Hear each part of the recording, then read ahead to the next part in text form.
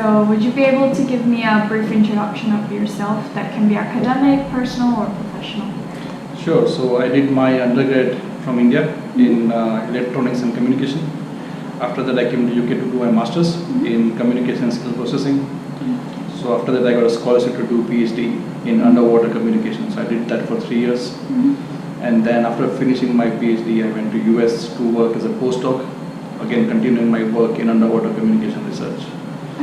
And then I came back to UK to work in a company in the field of oil and gas, considering I already had a PhD, so it was very easy for me to transition into this field.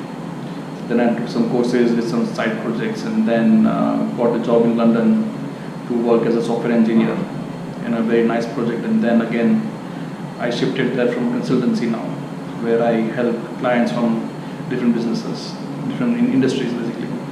Okay, so why did you decide to get into academia after your undergrad degree? So I wasn't quite sure, like after my PhD, what do I need to do? So usually there are two options, like either you go to academia, you do postdoc, and eventually you become lecturer and faculty, or you go to industry and then work your way up. So I went to academia, and I always wanted to teach. So when I was doing my PhD, I was a teaching assistant, and I kind of liked that, to explain things to people. And that is why I thought academia would be a good way to go forward.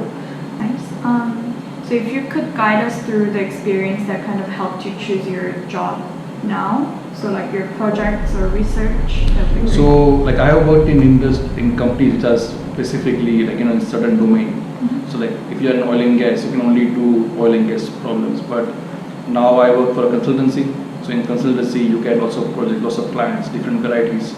And the beauty of data science, machine learning is that once you learn the techniques, you can apply it to any industry. Whereas if I had done, like I did my wireless communication PhD, you can only apply those tools in that particular field. But then with data science, it doesn't really matter what the industry is, retail, telecom, banking, it could be anything, and you can still apply the same tools and techniques. So then you have more diversity in terms of the kind of work you do. So now that you're working in a company, can you explain us the day-to-day life at office? Like your main task, responsibility with the current project? So it's a consultancy base, so then you are never on site of your company. You are at client side most of the time. And depending on the client, what kind of project you are solving. And as you would have heard, that data scientists spend most of the time in making sure the data is in correct format. That's what we do, and then depending on the objective of the work, we then progress towards the kind of work you want to do. Now that you've been to both academia and data science industry, do you feel the difference? Like, is there any cultural difference or workload? Of course, there will be some difference, right? So in academia, you have the freedom. It's not like that. There are deadlines, but there are not many strict deadlines. You can work your way towards deadlines to meet. In academia, mostly it is research and publishing papers, getting grants. So that is one aspect. But when you're in industry, that's not the case, right? You have the client objectives to meet. There are deadlines, strict deadlines which you need to meet. So the pressure-wise, industry is actually high-pressure job, but I think it is good. So some people like the adrenaline rush. And I really enjoy that, so that's why, and that is the difference. But in academia as well, you can bring in the same brush if you want it. You can set your target to publish 50 papers a year, and that will get the same amount of pressure on you, as opposed to like if you want to publish 3 papers a year. Do you have any tips or advice that you could give students who are unsure about which industry to get into or stick to academia? My advice would be like, at any time if you get a offer to work in the industry, then do that. Get what the current state of the art is, what the problem the industry is trying to face, or the industry is facing and trying to solve. And then if you if you find it interesting and if you want to get more in-depth knowledge in that field, then go ahead and do PhD. Or if you want to do PhD after masters, then start working on the project or the problem that you want to handle. And speak to the professors what they are doing, because because professors, they usually have a tie-up with the industry, and they kind of know what the industry wants to solve. So do you have any general tips that you want to share with students that can be about CV, cover letters, or the the entire job hunting process?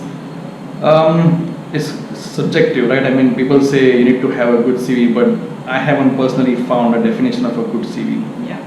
As long as you can clearly display what you have done in a nice, succinct manner, and that will be good enough to catch the eye. And the cover letter, again, you don't have to write a very long cover letter, a decent cover letter where just there are three things, like, 3 paragraphs, what you have done, why you think this opportunity or this role will suit you, and what you can bring to the table. That's what company wants to know, right?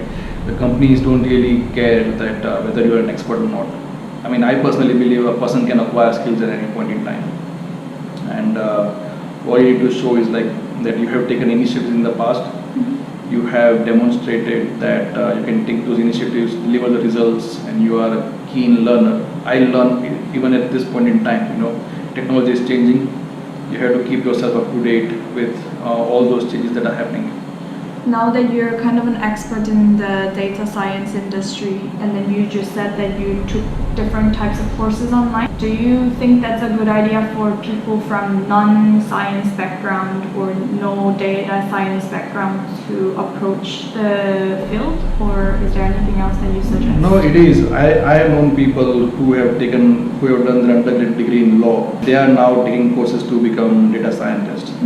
And I think that is a good thing. If you are interested, all you need to know, all you need to show is an interest that you want to learn something. There are courses available at very different levels, from almost beginners to an advanced level courses. You can sign up. It is not an easy path. It's not like you start learning and you will learn it in a day or two or even a month. It's at least you need to give out 1 year, either full-time or part-time. I was studying part-time on the side when I was working full-time, But then, as long as you have an interest that you want to learn, you want to become data scientist, it is doable. Of course, it requires an effort, just like in any degree you want to study, right? So, usually when the interview happens, people will find out. If I ask, I carry out interviews, and when I ask fundamental questions, and somebody can answer those fundamental questions about the technology, then I know that what kind of depth the person has, right? And again, portfolio is good to have. Sometimes if you are working for a client, you can demonstrate that outside of work, but sometimes for some people nowadays they do open source.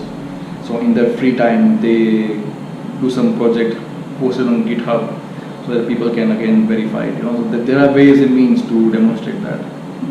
Say you walk in as an interviewer and then you're interviewing different candidates. What are the few things that you kind of look in? It's again like, if the person if I just look at the CV and what they're claiming on the CV, they can defend that. So if they mention that if somebody has played with an algorithm, and if I ask them questions to explain, it's like knowing things that you have done, but be able to explain it to anybody, regardless of their technical skills or not. Okay. And if they can explain to me and justify it why they have done certain things, then if that makes sense, then that is one way to go about it, right? So then basically just defend your CV as much as possible. Because some people write they have done this thing, but when you probe them, it happens that sometimes they don't really know it.